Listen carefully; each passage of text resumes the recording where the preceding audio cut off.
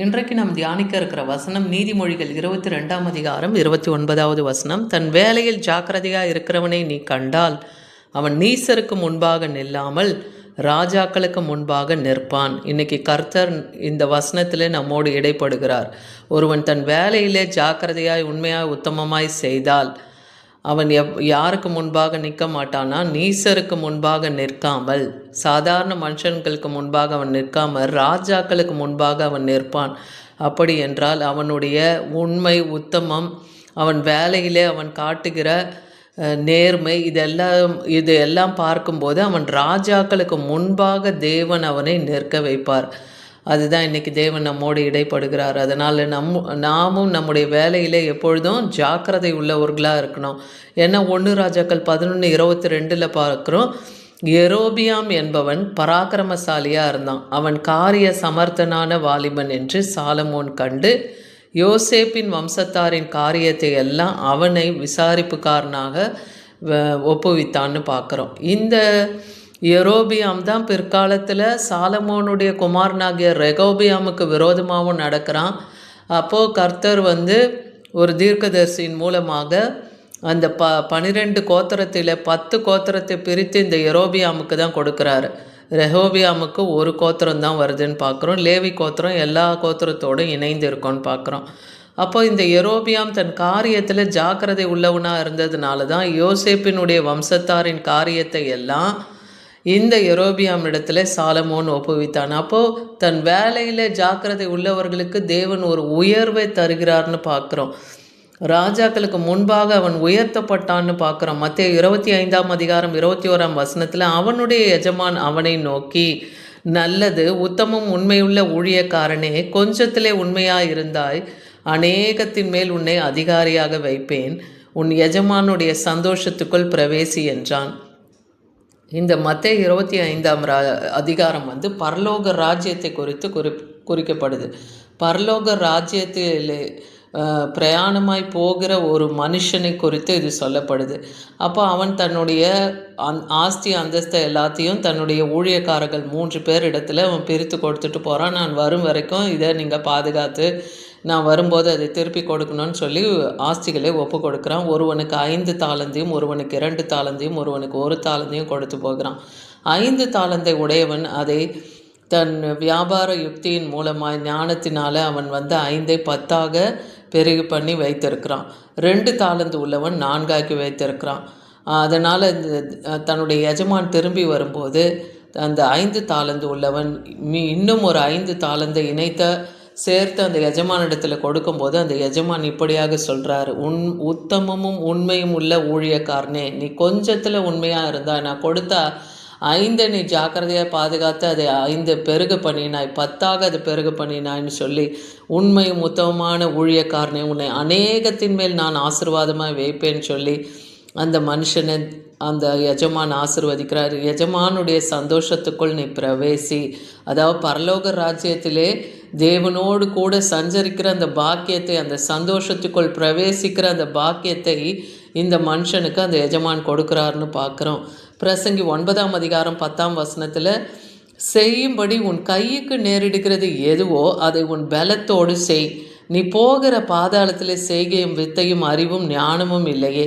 அப்போ தேவன் நமக்கு இந்த உலகத்தில் எதை கொடுத்துருக்கிறாரோ, உங்களுக்கு கொடுத்துருக்கிற குடும்பம், வேலை, உங்களுக்கு கொடுத்துருக்கிற பொறுப்பு, எல்லாவற்றிலையும் நீங்கள் எல்லா எல்லையிலையும் உண்மை உத்தமமாய் உங்கள் பலத்தை முழுவதும் நீங்கள் செலவு செய்து அந்த காரியத்தில் நீங்கள் ஜாக்கிரதை உள்ளவர்களாக இருந்து அதை பாதுகாத்து பரலோக ராஜ்யத்தில் சேரும் மட்டும் நீங்கள் உண்மை உத்தமமாக இருந்தீங்கன்னா அதற்கான பலன் உண்டு. ஏன்னா பாதாளத்தில் ஒரு செய்கையோ வித்தையோ அறிவோ ஞானமோ அங்கே கிடையாது. அது அழிந்து போகிற எல்லை. இந்த உலகத்தில் உயிரோடு இருக்கும்போது நமக்கு தேவன் செய்கிறதுக்கு திராணியை கொடுத்துருக்கும் போதே அந்த பலத்தோடு முழு பலத்தோடு அதை செய்வோமானால் அப்போ தேவன் நம்மை உயர்த்துவார். அதனால் பாதாளத்தில் ஒரு செய்கை வித்தை அறிவு ஞானம் ஒன்றுமே அங்கே செயல்படாது.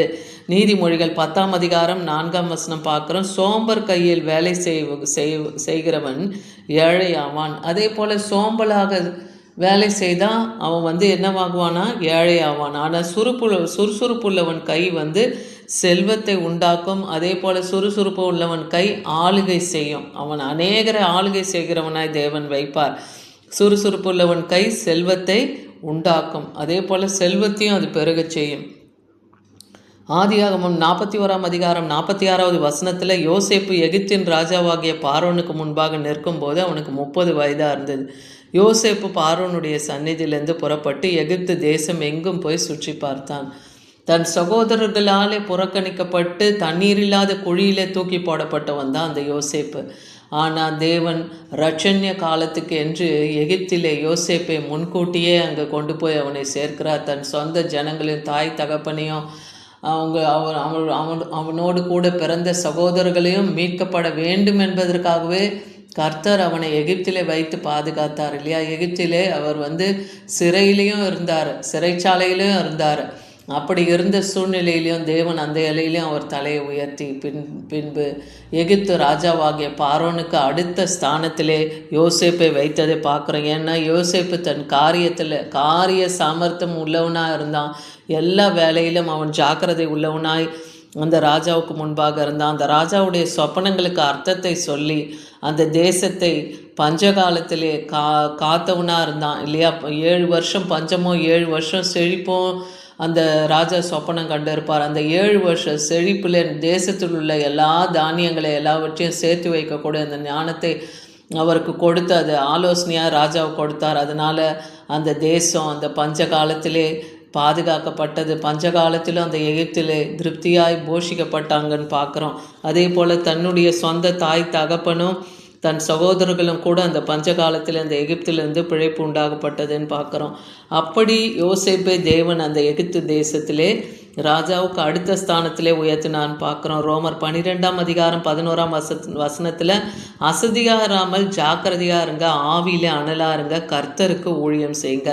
அதே போல் தான் இன்றைக்கி கர்த்தர் ஒவ்வொருவரையும் அழைத்திருக்கிறார் கர்த்தருடைய வேலையாக இல்லையா. அப்போ அவருடைய வேலையிலே நம்ம ஜாக்கிரதையாக இருக்கணும், அசதியாக இருக்கக்கூடாது. ஆவியிலே நம்ம அனலாக இருந்து கர்த்தருக்கு ஊழியம் செய்கிறவர்களாக உண்மை உள்ளவர்களாக இருக்கணும்.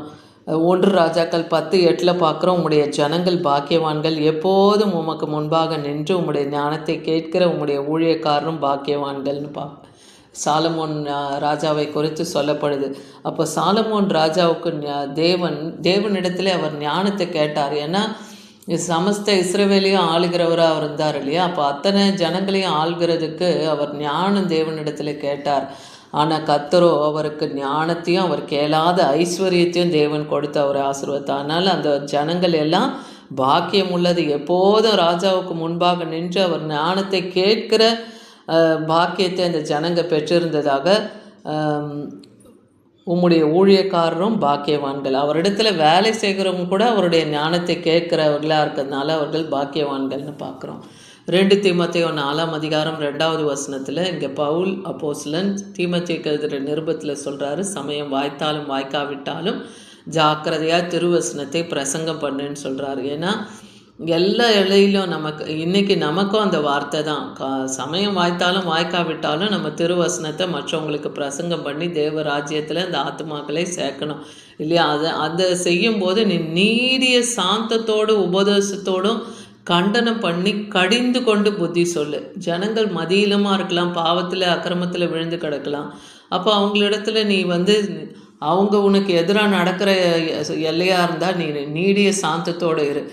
அந்த உபதேசம் எப்படி நீ பண்ணணும்னா கண்டனம் பண்ணி கடிந்து கொண்டு புத்தி சொல்லு அவர்களுக்குன்னு அங்கே பவுல் அப்போஸ்தலன் தீமோத்தேயுக்கு சொல்லுகிறத பார்க்குறோம்.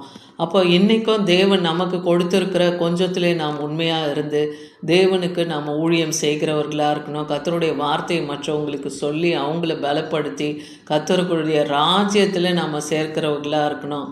ஏன்னா இந்த வசனம் நமக்கு என்ன கற்றுக் கொடுக்கிறது? தன் வேலையிலே ஜாக்கிரதையாக இருக்கவன் அவன் சாதாரணமான மனுஷனுக்கு முன்பாக நிற்காமல் மதிப்பும் மரியாதையும் உள்ள நல்ல உயர்ந்த அந்தஸ்தில் இருக்கிறவர்களுக்கு முன்பாக தேவன் நிற்க வைப்பார். அதனால் உங்களுடைய கடின உழைப்பு, உங்கள் திறமை அந்த நிலைக்கு தேவன் வழிவகுக்க செய்வார். ஒருவன் தன் வேலையில் எவ்வளோ கவனமாக திறமையாக செயல்படுகிறானோ அவனுக்கு மதிப்பும் அதிகாரமும் உயரும். அதே போல் கீழ் மட்டத்திலிருந்து அவன் உயர்ந்து நல்ல ஒரு ஸ்தானத்திலே அவன் அங்கீகாரம் பெறுவான்னு நம்ம பார்க்குறோம். இதுக்கு நாம் என்ன செய்யணும்? நல்ல விடாமுயற்சி நமக்குள்ளே இருக்கணும், கடின உழைப்பு இருக்கணும். எப்பயுமே நம்முடைய முழு பலத்தை போட்டு நம்ம பிரயாசத்தை நம்ம அந்த இலையில காண்பிக்கணும். இதுதான் நீதிமொழிகளில் இன்றைக்கி நம்ம கற்றுக்கொள்கிற காரியம். அதனால் திறமை, கடின உழைப்பு உயர்வுக்கு வழிவகுக்கும். ஆமீன்.